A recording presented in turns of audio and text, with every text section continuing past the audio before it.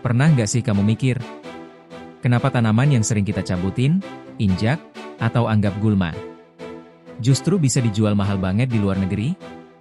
Bahkan ada yang harganya ratusan ribu sampai jutaan rupiah per pot. Kok bisa? Yuk, kita bahas beberapa tanaman liar Indonesia yang ternyata langka dan populer di luar negeri. Putri malu, gulma di sini, tanaman eksotis di sana. Kalau di Indonesia, putri malu sering dianggap tanaman pengganggu. Disentuh dikit, langsung nutup. Anak-anak malah sering iseng mainin.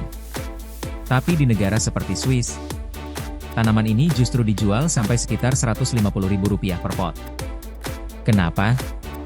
Karena di negara 4 musim, tanaman dengan perilaku sensitif seperti ini sangat jarang.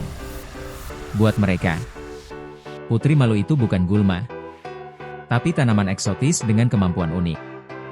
Aglaonema pictum tricolor, kamuflase alam. Tanaman ini banyak tumbuh liar di hutan Sumatera, terutama Nias. Sekilas mungkin terlihat biasa, tapi kalau diperhatikan, pola daunnya mirip kamuflase militer.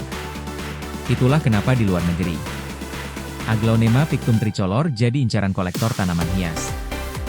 Harganya bisa sangat mahal, karena pertumbuhannya lambat, sulit dibudidayakan, dan tidak bisa hidup di sembarang iklim.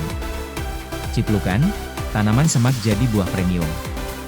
Di Indonesia, ciplukan sering tumbuh liar di pinggir jalan atau semak-semak. Banyak yang nganggep, cuma tanaman liar. Padahal di luar negeri, buah ini dikenal sebagai ground cherry atau golden berry, dan dijual di supermarket premium. Kenapa mahal?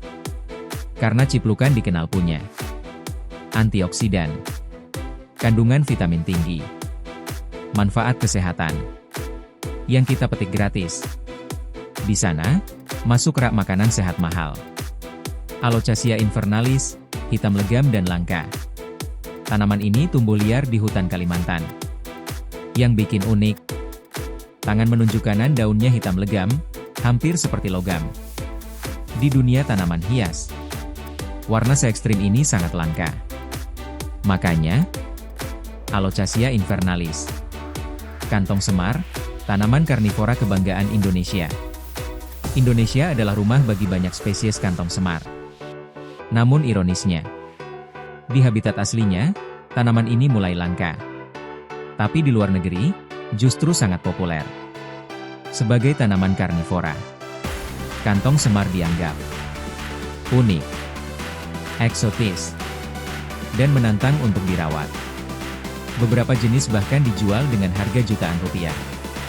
Kratom, liar di sini, dicari di barat. Kratom tumbuh liar di Indonesia dan Asia Tenggara. Namun di negara seperti Amerika Serikat dan Eropa, tanaman ini sangat dicari karena potensi medis, efek tertentu pada tubuh. Walaupun penggunaannya masih kontroversial, permintaan tinggi membuat kratom jadi komoditas bernilai besar di luar negeri. Palem waregu, tanaman hutan jadi dekorasi mewah. Di Sumatera dan Indonesia Timur, palem waregu tumbuh liar. Tapi di luar negeri, tanaman ini dikenal sebagai lady palm atau bambo palm. Digemari sebagai tanaman indoor, dekorasi rumah mewah, simbol estetika minimalis.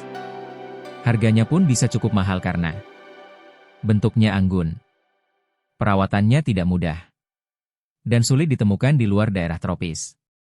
Kenapa tanaman ini langka di luar negeri? Jawabannya sederhana tapi menarik. Karena perbedaan iklim, tropis versus dingin. Habitat alami yang terbatas. Sulit dibudidayakan. Tingginya permintaan tanaman eksotis. Sesuatu yang biasa bagi kita, bisa jadi sangat berharga bagi orang lain. Kadang kita lupa, Indonesia bukan cuma kaya budaya, tapi juga kaya hayati. Tanaman yang sering kita anggap remeh, ternyata punya nilai tinggi di mata dunia. Jadi mungkin, sebelum mencabut tanaman liar di sekitar kita, ada baiknya kita bertanya dulu. Ini gulma, atau harta yang belum kita sadari? Itu saja pembahasan kita kali ini. Terima kasih sudah menonton. Dan sampai ketemu di video berikutnya. Mago.